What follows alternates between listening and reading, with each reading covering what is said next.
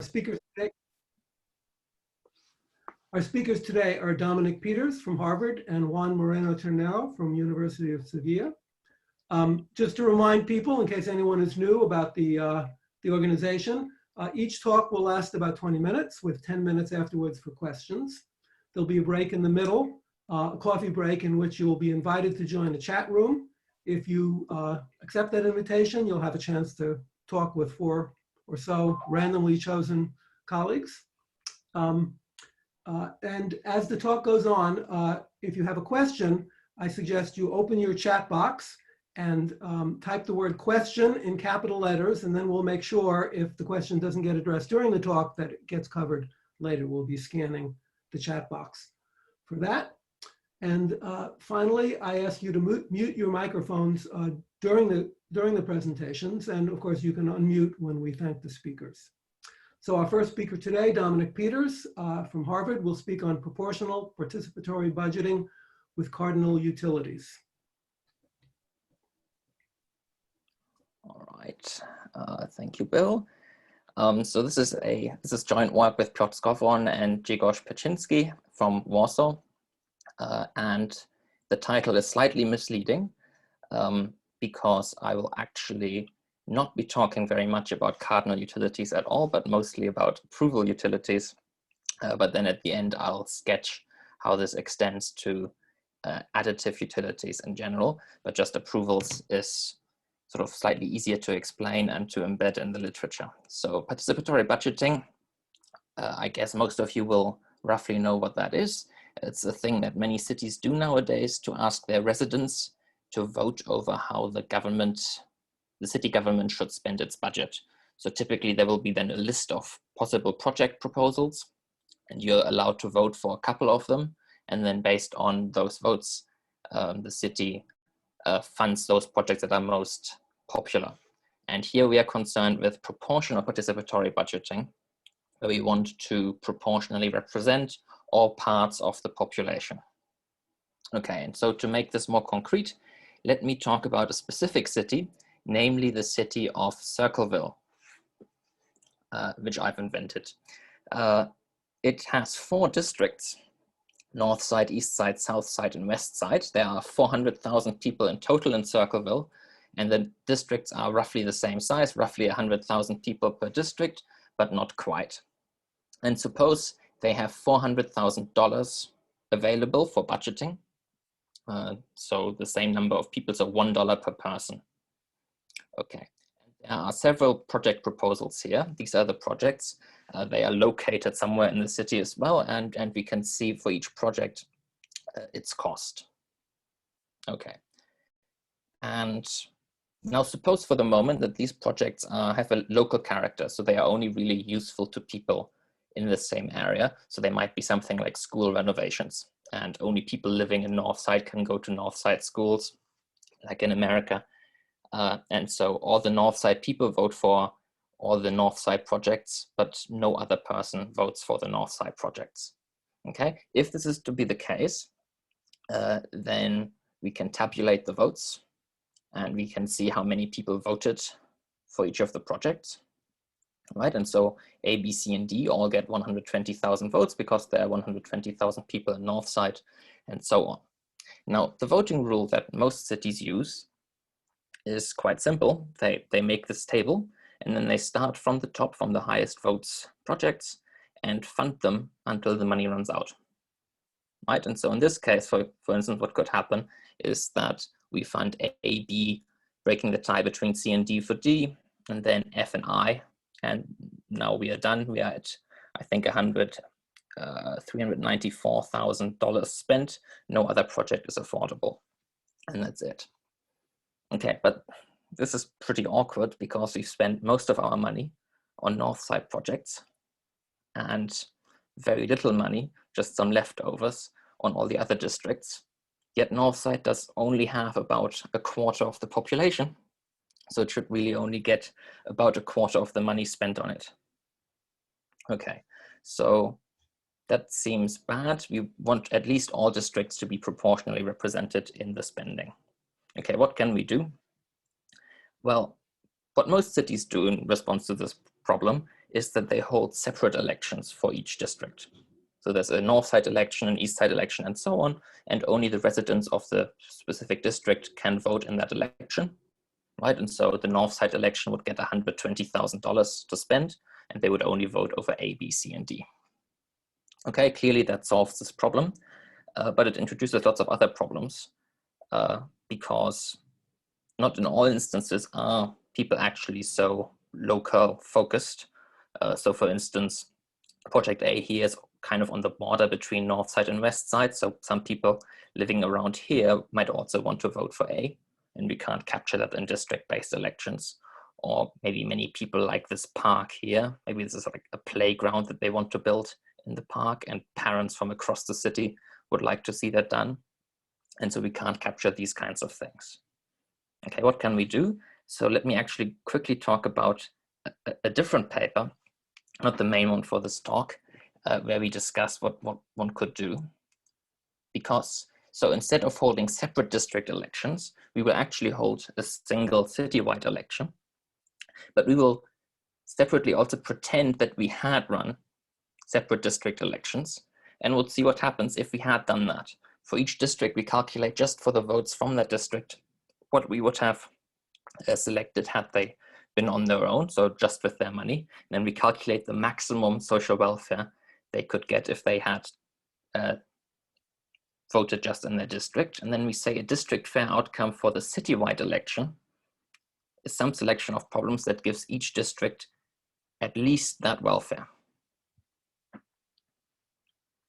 Right, and so each district, if we take the district as its own agent, must get at least as much welfare as before, but we might be able to improve on that, for instance, because now agents can express preferences over projects on the boundaries or other things.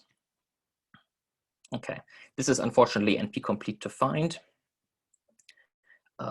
If we want to additionally welfare optimize across the city, subject to district fairness, but we found two ways of approximately getting there. For example, we can find a lottery over welfare optimal outcomes that is district fair and expectation using a multiplicative weights type algorithm, that's polynomial time, and via submodular maximization. If we allow ourselves to slightly overspend the budget by 37%, then we can also be district fair, at least up to one project, and welfare optimize. Okay, so this is one idea. And this might work for cities, but I'm not quite satisfied with that because I actually want to be fair to all interest groups and not just predefined districts. Right, so for instance, these three projects here in the corner, that is not a true district, not an official district, but it kind of looks like a district, sort of its own geographic corner, right? And the people living there, they might have similar preferences, and so a proportional amount of money should be spent on that, right? Or here there's Example River, and there's several projects on the bank of Example River, and that might be, for instance, a bicycle path that they want to build there, and bike riders from across the city might vote for all of them.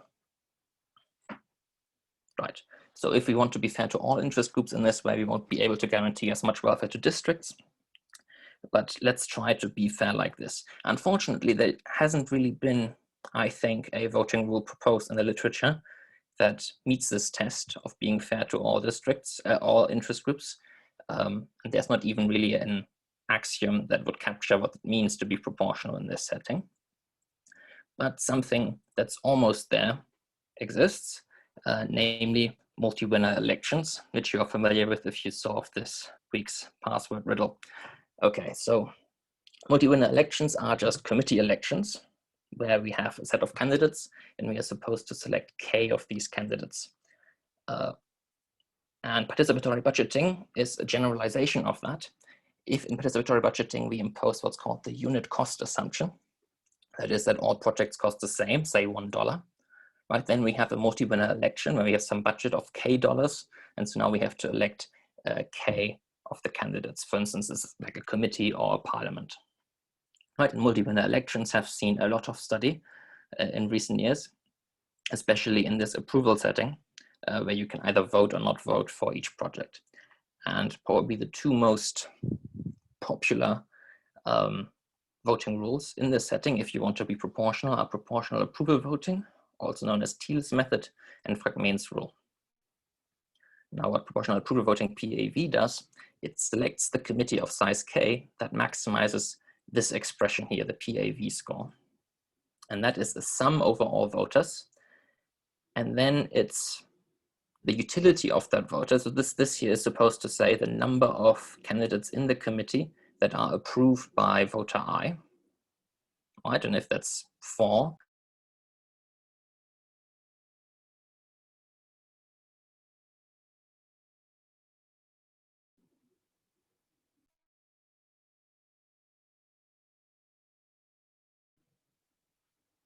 I'm having sound trouble. Let's see. Okay, let's see. Okay, so if this is 4, then my utility is 1 plus a half plus a third plus a quarter. So this is imposing decreasing marginal returns to extra representatives in the committee.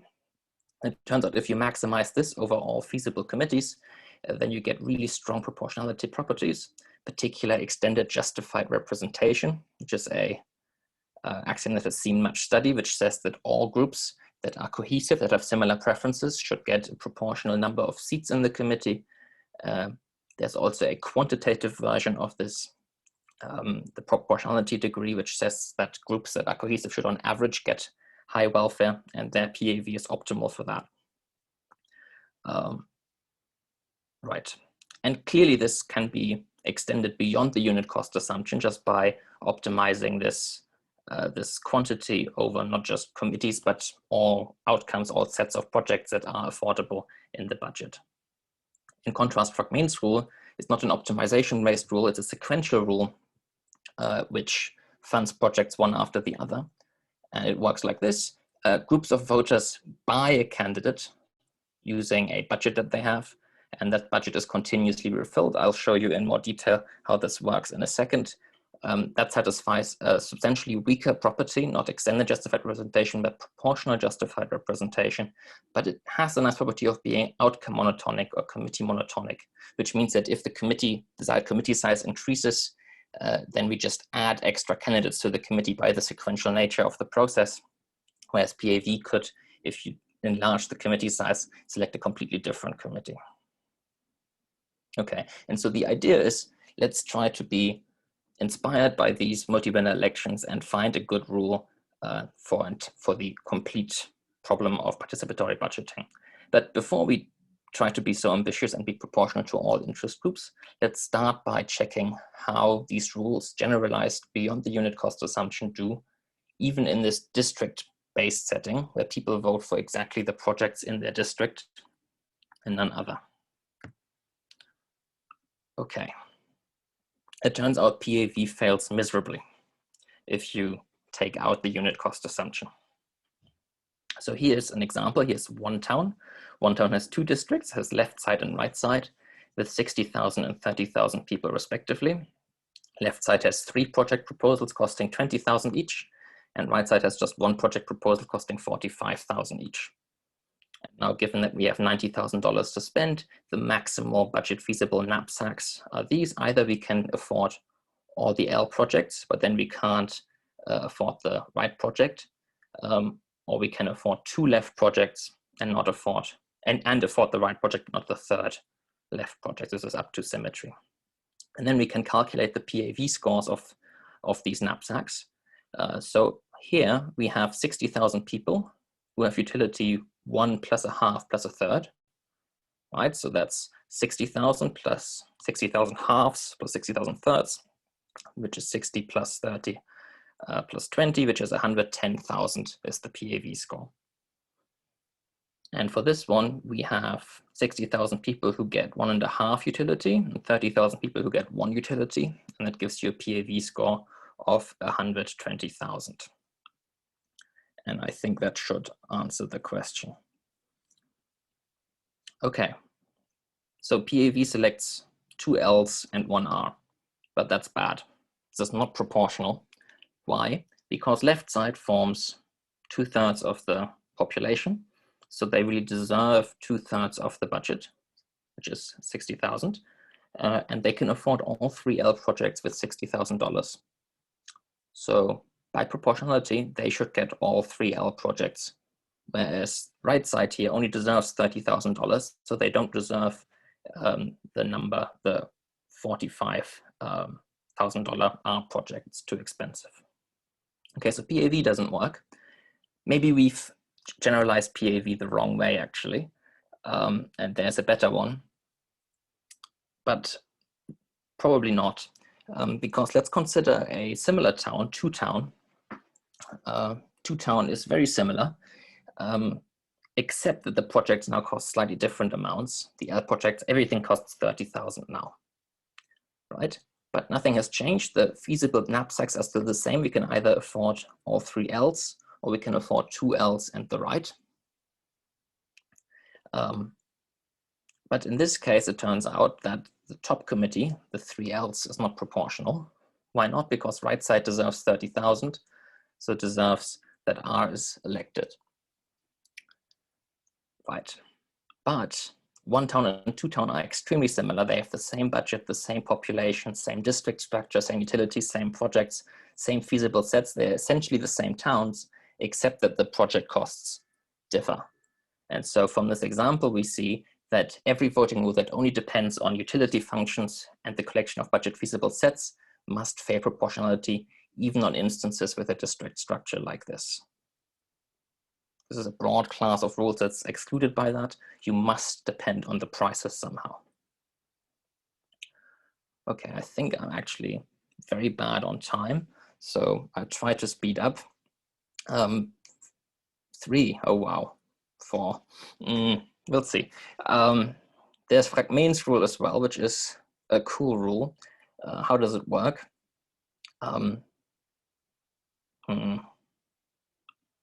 Yeah, actually very much miscalculated. I'm sorry. It works like this. We fill virtual bank accounts for the voters with money at the same speed.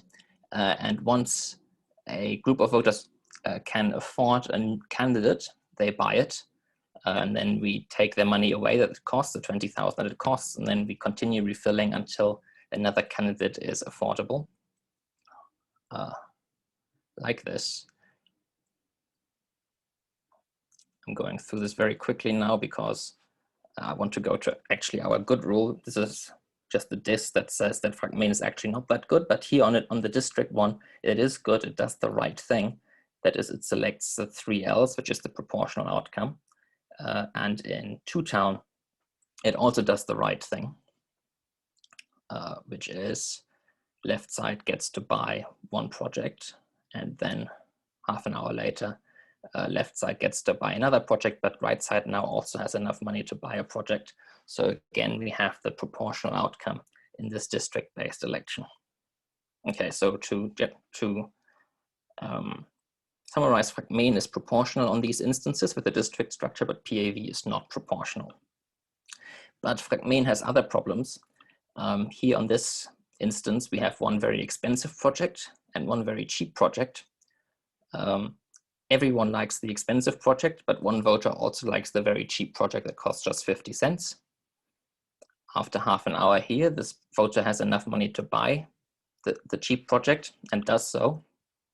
But now we don't have enough money anymore. We only have $100 in total, so we cannot afford project A because Fragment is sort of greedy and it bought the cheap project. And now the super popular project that's more expensive is not bought. So Fragment is very inefficient, and so is every outcome monotonic rule. Okay, so we've seen that PAV and Fragment don't really work. PAV is just not proportional without unit costs, and Fragment is very inefficient. So let me tell you about our new proposal for a rule, which we call Rule X, extending the Rule X that we proposed in a paper at EC20. And this rule works like this. We split the city budget evenly among the residents. So each person gets the same amount of money. And that money gets put in a virtual bank account. So similar to Fragment, but we don't refill the money. We just give all they deserve up front. Everyone deserves the same. And then repeatedly until the budget runs out, we identify a project whose supporters, that is the approvers of that project, have enough money left to afford the project. And then we buy that project, right? The important thing is how we, if there are several affordable projects, which one we pick and how we divide the cost of that project among the supporters, and we do it as evenly as possible. So let me show you a picture. So suppose there's a project here, it costs $16. It's approved by voters 1 through 6. The total height of the bar is how much money they have left. Right, so voter 6 has no money left. And then we divide the money, $16, as evenly as possible among all supporters. Just like this, so some voters pay all the money they have left, and the other voters pay the same amount. Right, and so we do that repeatedly, and we always buy, in the next step, we buy the project where the maximum payment for the project is lowest. Right, and so suppose there's a project 2 that costs just $9 and it's approved by the same people, right? Then we can spread out this $9 like this, and the maximum payment is $2 rather than $4. So rule X in this instance would buy project 2 first, right? So cheaper projects are better, everything else equal. Here's another example. This time projects 1 and 2 cost the same amount, but project 2 here has different supporters who are wealthier. And so we can spread the same cost more evenly and just have $2.66 rather than $4 per person, which is better. So everything else equal, we will buy projects that have wealthier supporters. And that's good because wealthy means they haven't spent their money yet, so they are not yet well represented. And we can prove that this rule X satisfies what's called extended justified representation, which says that every group of voters who approve substantial number of projects in common, at least one of those voters needs to approve the correct number, an appropriate number of candidates in the selected committee. PAV fails that, as we've seen, does not even approximate it, but rule X satisfies this property, which is very strong. Okay, some quick things that we also do. We introduce a new property which we call full justified representation, FJR, in the jungle of JR properties that already exist. This is a strengthening. It lies between EJR and what's known as the core. I won't go through it in detail, but this property has not been known to be satisfiable before us. It wasn't even known to be satisfiable with unit costs rather than general costs, because PAV fails it, rule X also fails it, unfortunately. But we introduce a new rule, a greedy rule, that satisfies it. And so this might be interesting in the future. Okay, I've promised that our results can be extended to additive utilities. So approvals is just 0, 1, but we can use general additive utilities as well. And I think this is very important. If we look at real world examples, here's an example from the 2019 Paris election, where in the 16th arrondissement, we had one project. Both of these projects were funded. This is the most expensive project that was funded for €500,000 to refurbish a sports facility.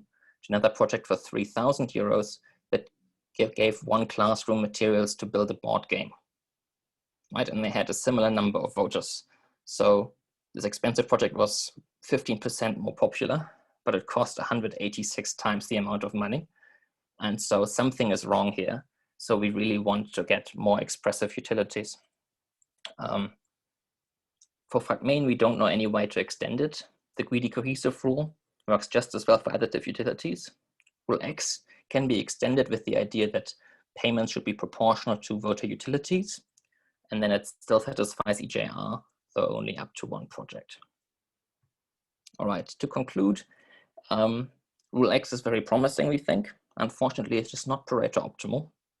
Question, can we find a Pareto optimal rule providing similar guarantees? Also, as I just said, for cardinal utilities, rule X is only known to satisfy EJR up to one candidate. Can we get full strength EJR? Can we prove that it satisfies full strength EJR? And also this greedy cohesive rule that I haven't talked about enough satisfies full justified representation, but is very ad hoc, very greedy. Is there a natural rule satisfying this axiom, and this is even open for just committee elections with unit costs. All right, thanks a lot. Thank you, Dominik. Everyone, let's temporarily unmute. Dominik, there was a line of discussion by Simon and Nisarg. It didn't exactly amount to a question that I could see, but I think perhaps there's something they would like to add to the discussion. Do either of you want to pipe in at this point? Yeah, no, I was just wondering how you would extend Taylor's rule when there are costs, and whether you would take the cost into account inside the summation or just the number of projects. Yeah, so we are only utility based in the objective function, so the costs only go in the constraints. And we just say the person's utility is really the number of projects, because it's 0, 1 utility is the number of projects. If you do it the other way around, you get into weird situations where people really prefer that their expensive approved projects are funded. And so if a project becomes more expensive, it becomes more attractive, when really it should become less attractive because it's a less good deal. Okay, thanks. Other questions for Dominik? Dominik, I had a question. You may not be surprised that I had a question. It seems to me there's a certain artificiality in putting each year in its separate bucket. There may be groups who are dissatisfied with what is gotten next year. Perhaps this year, perhaps they should build up some credits for the future year. And that would allow you to do a kind of a rolling, never get too far away from fair. It seems to me we're missing the opportunity to do that sort of thing with these year-by-year decisions. Yeah, so actually rule X might go in that direction, because the rule X has one downside that I haven't described in detail, which is that often it doesn't use the entire budget because people have money left over, but no group has enough money to buy an extra project. And so we have some tricks that we can use to make rule X exhaustive and actually spend the entire budget. But you don't have to use those tricks because they are slightly dirty.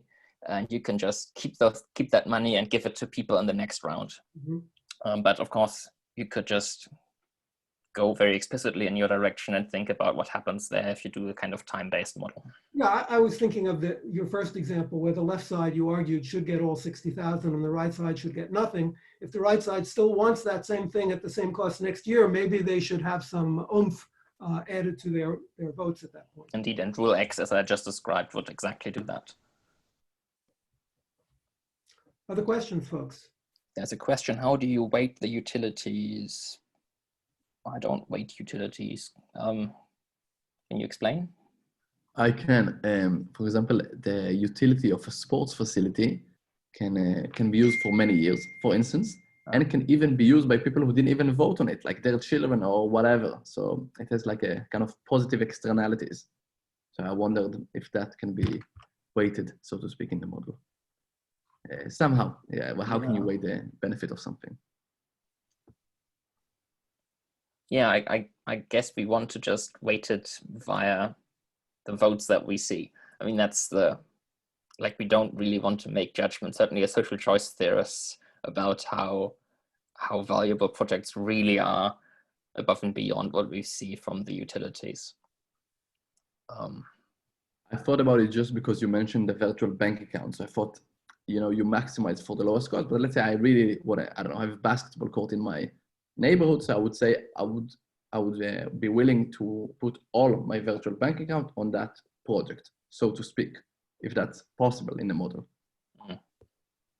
Yeah, so with the additive valuations, you can definitely go in that direction where you can say the sports facility is very important.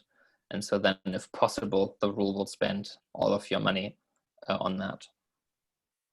Yeah, if possible means that there are enough other people who together with you can pay the amount required, 560,000 in that example.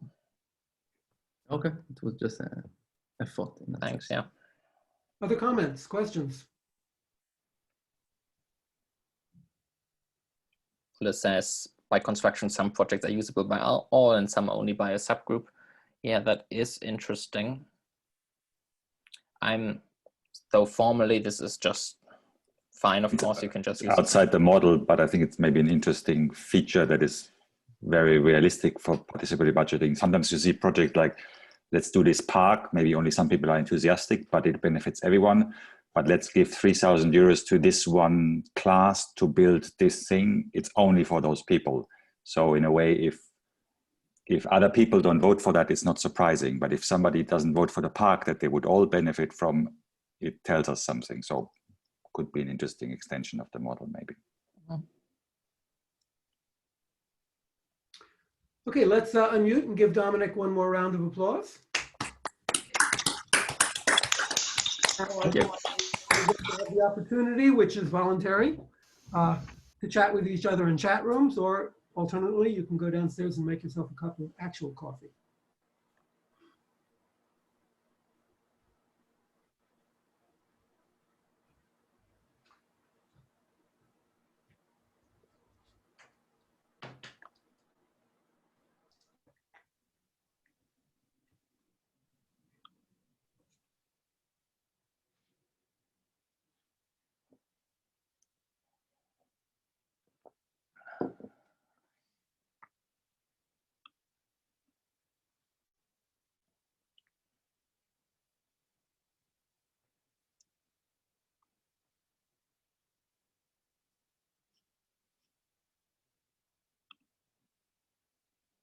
very unpopular this time around, the rooms.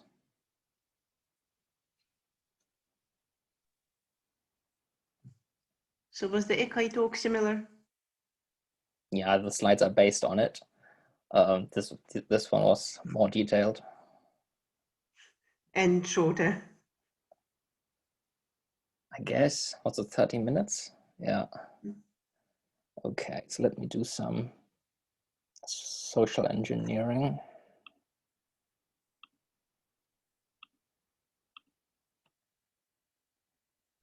Some rooms are too small, it's not good.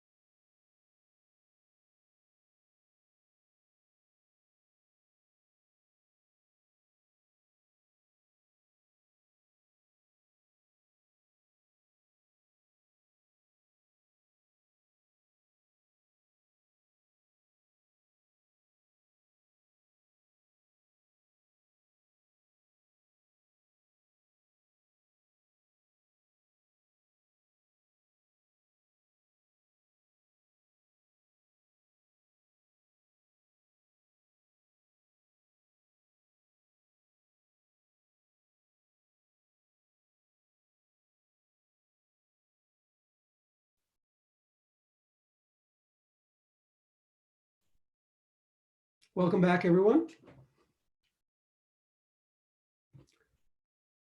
Dominik, are we essentially all back at this point? I think so. Okay. So our next speaker, Juan Moreno-Ternero from the University of Seville, will speak on sharing the revenues from broadcasting sports leagues. Juan, you want to unmute yourself.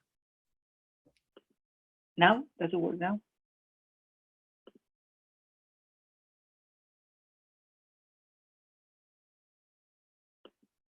Is it working out? Can you hear me now? Yes. Okay, so let me have the full screen. So thank you, Bill, thank you, Dominik, thank you all the organizers for having me here. So what I'm gonna present is a joint research agenda in which I've been involved with another Spanish economist, Gustavo Bergantiños from the University of Vigo.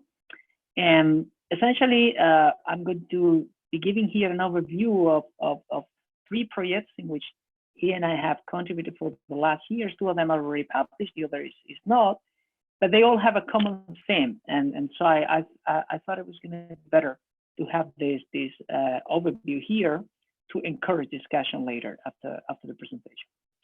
So the starting point of this research agenda is we're both sport fans, and we've noticed that essentially for the last decade, most of sports organizations essentially rely on broadcasting rights, on the revenues they make out of selling these broadcasting rights. That is normally a joint venture. So it wasn't the case some years ago, but at least in Spain for the last 5 years or so, in the case of football or soccer for those in the US, it was compulsory to the extent that the government ruled out this formally, that there was a collective sale of broadcasting rights. So the issue we are concerning here is what does it happen once we have this pie of all the revenues they make out of selling these broadcasting rights for a whole season, and how do we share this among teams? Which, as I said, is a crucial source of revenues for the performance of this sports organization. Turns out the rules vary across the world. So if you compare, for instance, North America with Europe, continental Europe is extremely different. But even within Europe, you have a lot of differences too. And so we wanted to rationalize here this by providing a formal model to study this problem. Even though the model can fit a variety of forms of competitions, we're going to focus on the standard round-robin system that we observe in European leagues. So we don't have a postseason or playoff season like in the US. It's just a number of teams meeting each other twice, once home and once away.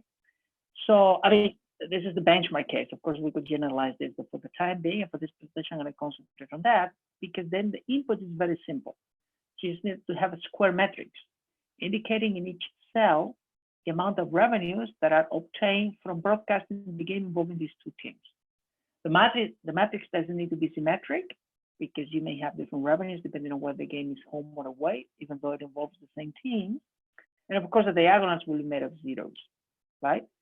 If we take this simplification a bit further, we can assume that there's an equal pay-per-view fee per game, which was the case in the beginning, not anymore, because by now, especially these TV platforms are having this whole complex schemes to get revenues from broadcasting these games. But if we assume this constant pay-per-view fee, we can simply assume that this matrix of revenues is simplified as the audience matrix. So at the end of the day, you simply know the number. You simply need to know the number of viewers that you have for each of the games that were broadcast.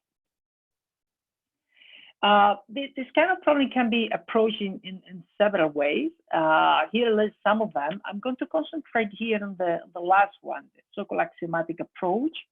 But at the same time, you could also take what we call a direct approach, proposing rules that you find natural here, and in particular, analyzing something we call the fun effect. I'll get back to that in a few minutes. Or you could also take some sort of indirect approaches in which you construct, for instance, a sort of a cooperative game associated to each of the problems we're going to be facing here, and we do that to consider the toolkit that we know in this discipline, like cooperative game theory, so that we can inherit rules to be applied in our setting. So that could be a possible approach here, but I'm not gonna push it here. So as I said, I'll get to the axiomatic approach. Now, before presenting that, let me get into the model. The model that I'm going to use for this presentation is very simple. So essentially, we only need two ingredients. One is the group of teams that are participating in this tournament, and the other is the matrix, the honest matrix that I was alluding to in the introduction. As a matter of fact, I could be simplifying even further because all the axioms that I'm going to present are going to be fixed in a fixed population setting. So this set N will going to be fixed throughout the presentation, right? So you could even simplify things further to claim that just a matrix defines the problem we're having here. Now, once we have this matrix, there are two measures that will play a role in our analysis here. One is what we call the total audience achieved by a team. You could refer to that as the clay. This is the overall number of viewers throughout the season in the games involving a given team, team I in this case. And then finally, we have the overall audience in the whole tournament, which is this normal matrix. With basic computations, you can see that this overall amount is 1/2 of the aggregate claim of the whole population, right? So keep that in mind because that might play a role later. So once we define a problem like this, the whole issue is to construct rules, namely mappings, that associate with this problem, precise allocation, right? Indicating how much is each club, each team is going to get out of this pie that we're allocating. And the only condition that we impose from the outset to these rules is that they are quote unquote efficient in the sense that we don't waste anything and fully allocate the amount we have, right? There are no transaction costs, for instance. One thing to notice here is that if you look at the definition, I'm not ruling out from the outset that amounts can be negative. So in other words, you could punish potentially some of the teams, some of the clubs within the tournament for hurting, quote unquote, the prestige of this tournament, right? Again, this might be more difficult to swallow in the US, but in European competitions, we have relegation and promotion, right? So suppose that you get, at the beginning of the season, you get one completely unknown team that got promoted. And this is somehow hurting the product because people are less interested in watching those games. So to some extent, you could consider this idea. And sometimes you even have sort of entrance fees for these teams being promoted, right? So all I'm saying is that I'm not ruling out negative amounts, and that will play a role later. So then, as I said, let me get into the axiomatic approach. I'm going to be presenting some basic axioms that we believe the rules we should consider to solve this problem should satisfy. And the first one is the standard notion of impartiality, what we call equal to mean of equal. So you have a pair of teams that perform equally against any other third team. These two teams should get the same, right? That's essentially what the axiom is saying. Then we have the idea of additivity, which has a strong tradition in axiomatic work, going all the way back to the early 50s and Shapley's seminal work. And this is essentially saying here that if it comes to allocate the prestige we have after 2 seasons, we can do it season by season, right? So some sort of sequentiality in the process that we preserve in here.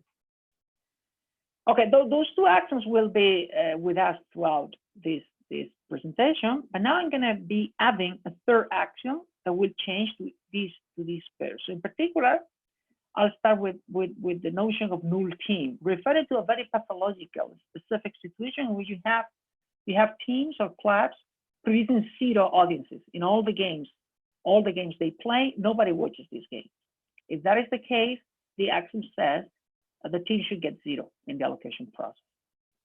So if instead of null team, we consider sort of a polar condition in which we have a situation with an essential team, meaning that all the games in which this team doesn't play get 0 audience, right? So this team is essential to get a positive audience. So then if that is the case, we give the full claim. We fully honor the claim of this team, right? That's what the axiom is saying.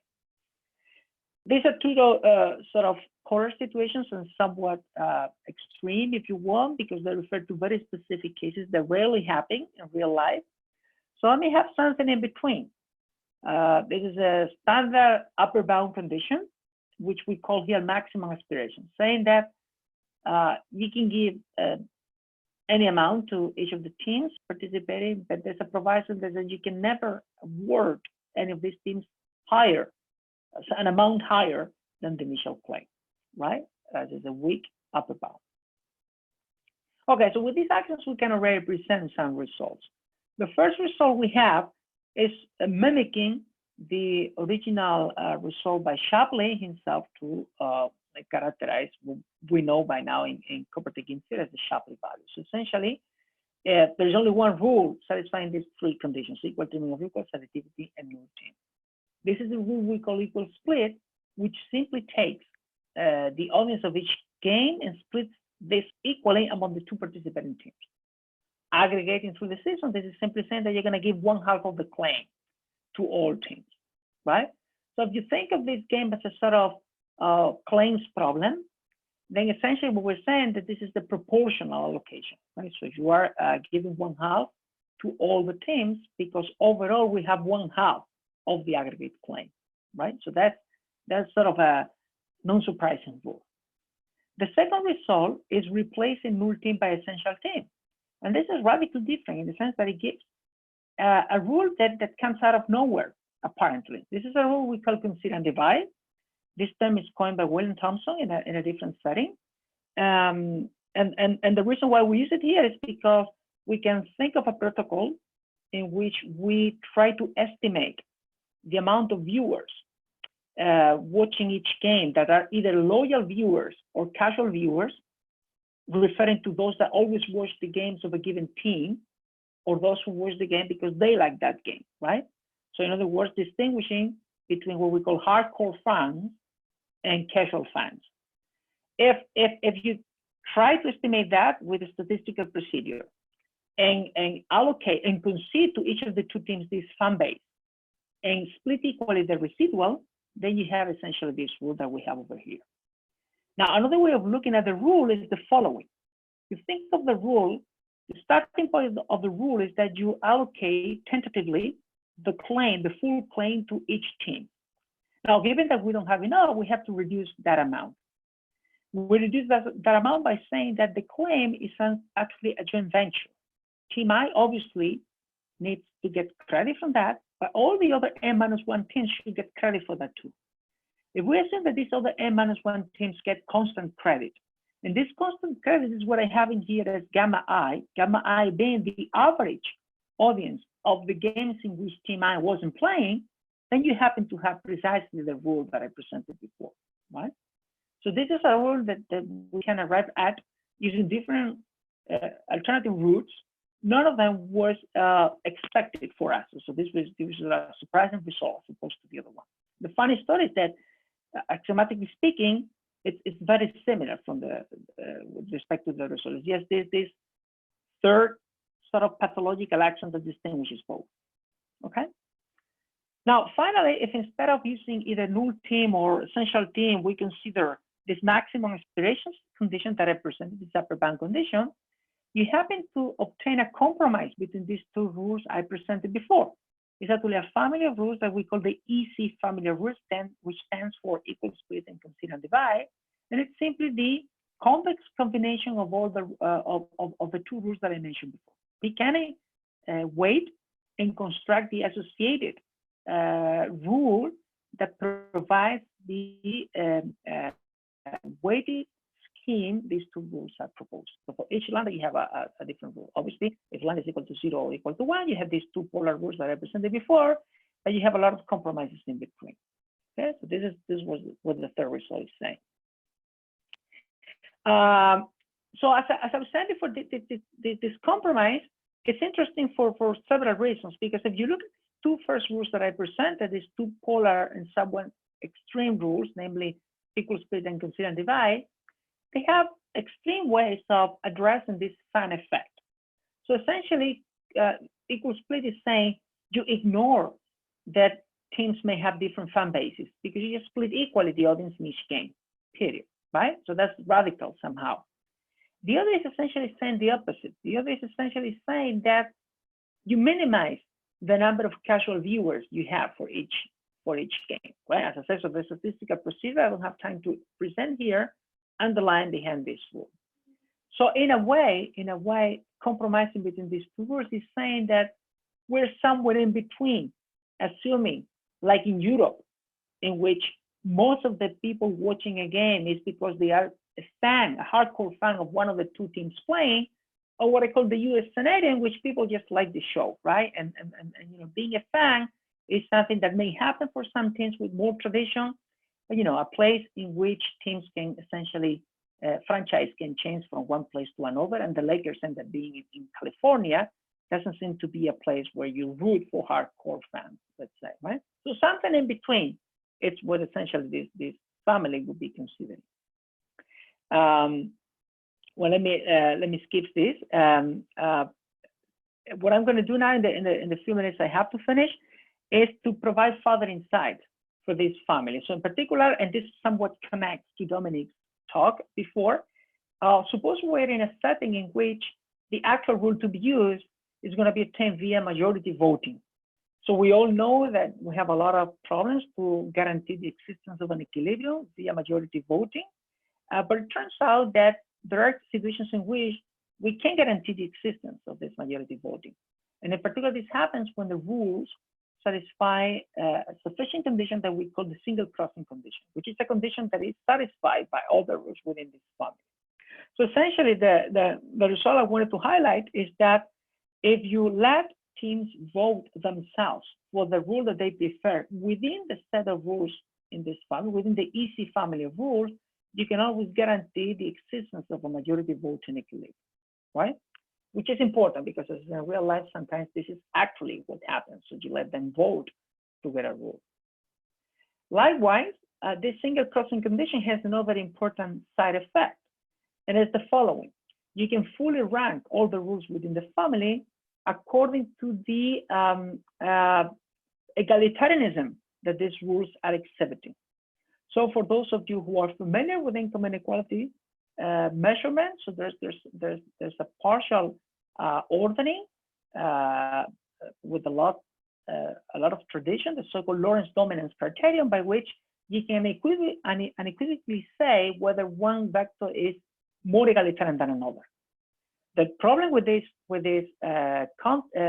condition is that there are many cases in which the condition is silent. So you have two vectors that cannot be ranked according to this ordering. But because of this single crossing condition, we can also guarantee that any of the rules, if you pick any pair of rules within the family, you can always rank the allocations associated to each of these two rules, right? And the result is essentially that. So the parameter defining the rule can also be interpreted as an index of how distributed this rule is, from the fully egalitarian equal split to the less egalitarian one. This. So how much time do I have, Bill? 5 minutes? Okay, that's more than enough. Thank you. So let me now take this to the real world. So being both of us Spaniards, so there's no surprise if I take you to an application of this theoretical setting to the case of the Spanish Football League, which perfectly fits the benchmark model that I was presenting before, in the sense that it's a round-robin tournament involving 20 teams. And so each team is playing 38 games throughout the season, 19 home, 19 away, therefore playing twice the same team. It turns out that in Spain it's physically possible to watch all the games per week. So you can start watching games on a Friday and you can finish on a Monday, and you could watch them all, right? So you don't do anything else in the weekend, but you could potentially watch all these 10 games, right? So there's no overlapping. So you could track audiences, and of course there are some issues that we don't consider in there. So the issues like how do you allocate prime time, right? So prime time is normally given to more powerful teams, right? And this is sort of biasing the allocation process. Yet nowadays, prime time in Europe is not prime time in China, and sometimes prime time in China is more important for broadcasting than prime time in Spain. Right? All these issues are becoming important, which is something we completely ignored 5-6 years ago here in Spain. All right. The Premier League, in that sense, in the UK was way advanced in this direction. So I'm not going to give you too much data here, but all I'm going to give you is that, for instance, this kind of table.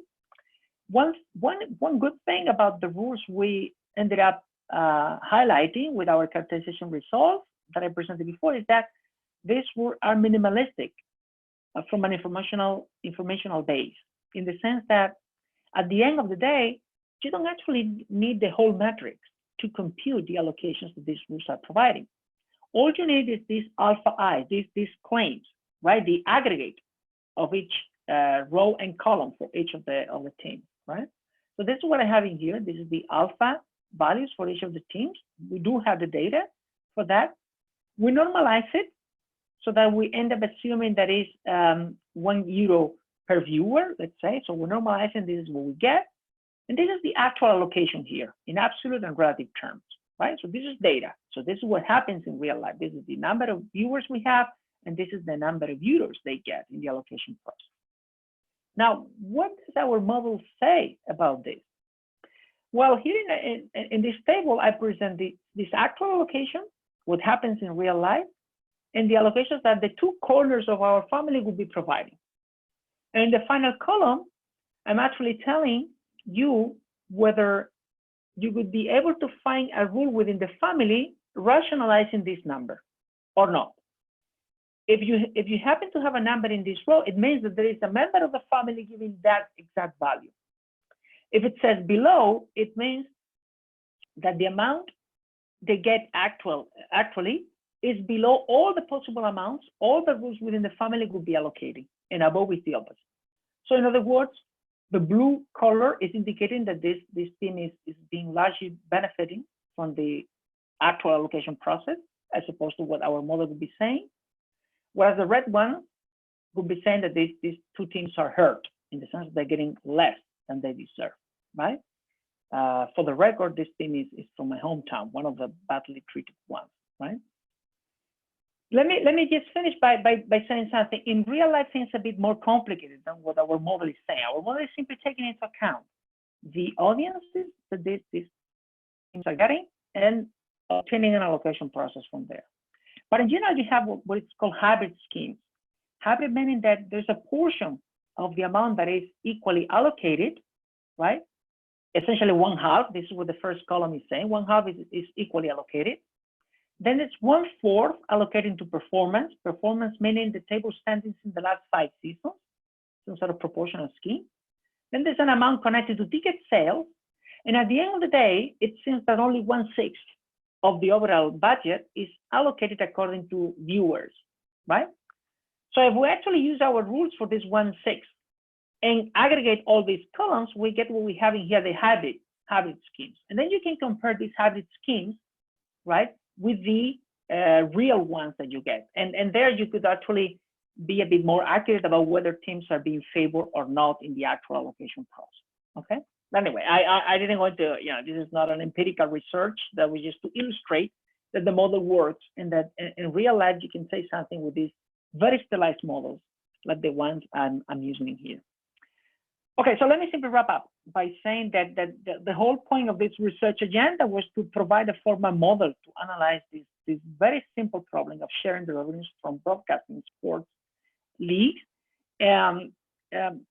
Taking the axiomatic approach, we find that basic and intuitive axioms allow us to combine, to characterize a family of rules, having as polar members two focal ones, and also having natural compromises in between, and with interesting features such as allowing the systems for majority voting and perfect ranking according to egalitarianism, and at the same time providing rationale for real life schemes. There are some of the interesting research avenues that we plan to take in the future. So in particular, it's like nowadays, if you don't say anything about COVID-19, your paper doesn't have a chance, right? So can we say something? Well, it turns out that sports were highly disrupted by the pandemic. And in particular, most of the leagues resumed without having people attending stadiums. But the driving force to push towards that direction was to secure these contracts, these broadcasting contracts. So it was crucial, right? But in some places like France, the Netherlands, or Belgium, the list was simply canceled, and they didn't resume until the next one. So a theoretical interesting question there is, how do we adjust this allocation process if we cancel a list, right? How do we react to that? This is part of some of the problems that we're considering now. But anyway, I don't want to go beyond the allocated time, so I'll stop in here. Thank you. Thank you, everybody. Okay, everybody, let's unmute and thank Juan.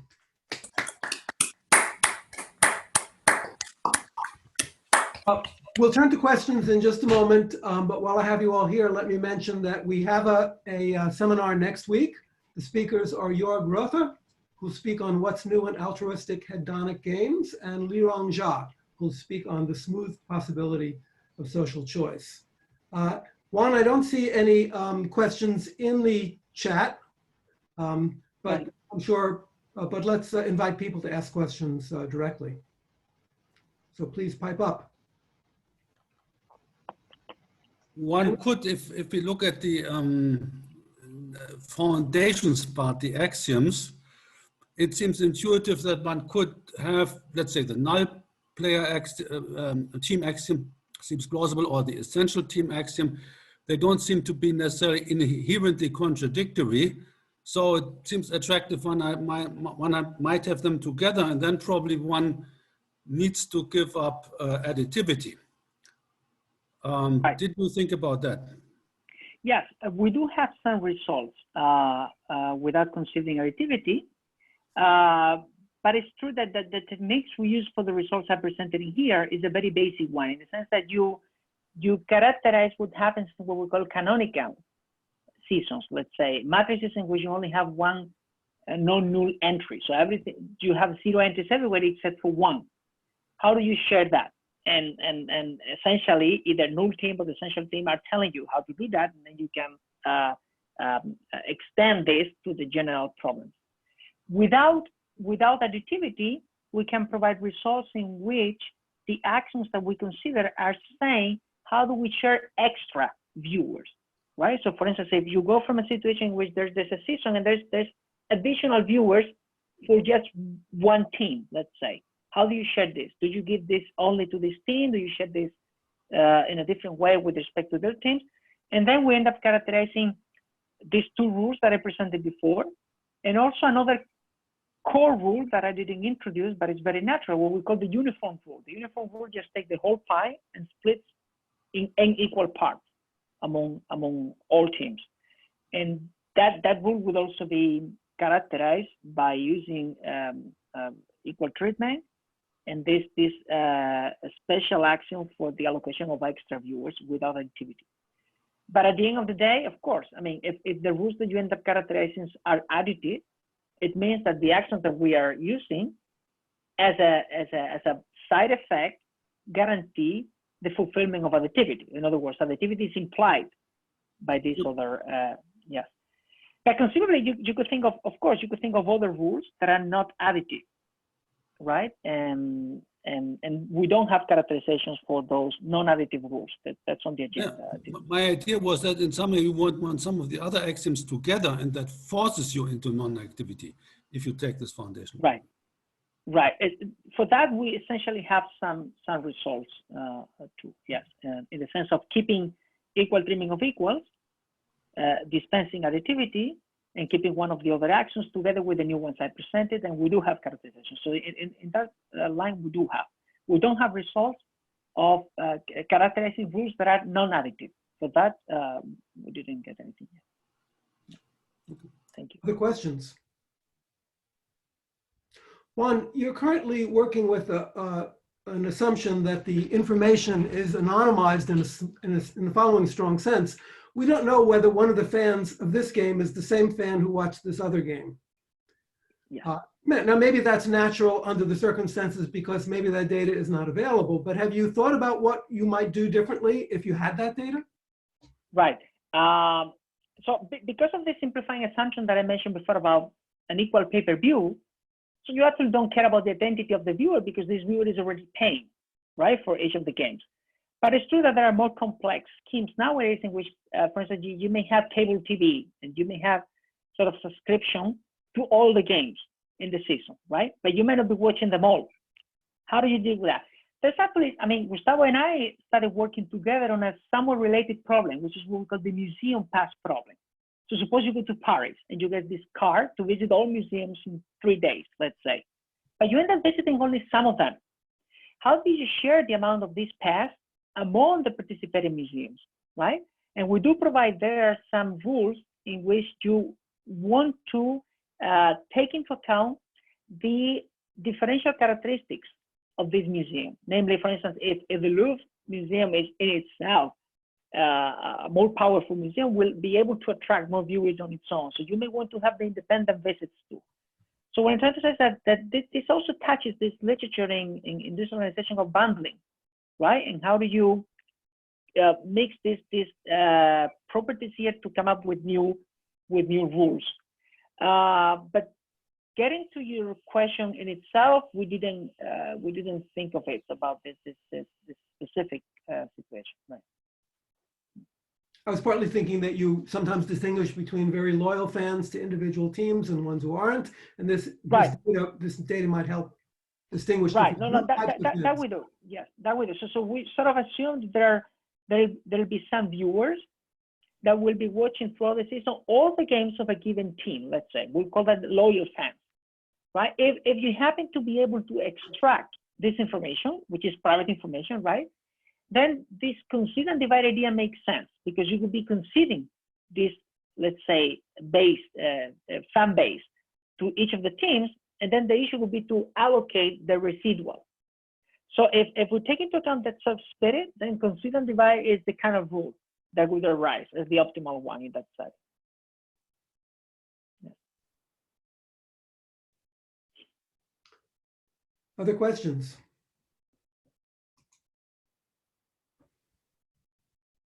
Okay, well, let's thank Juan again for his presentation. And we'll see all of you, or some of you, next week. The week after, on October 22nd, the seminar is taking a break, so there will be no seminar on the 22nd of October. Thanks, and goodbye, everybody. Thank you. Thanks for coming. Thank you. Thank you. Bye.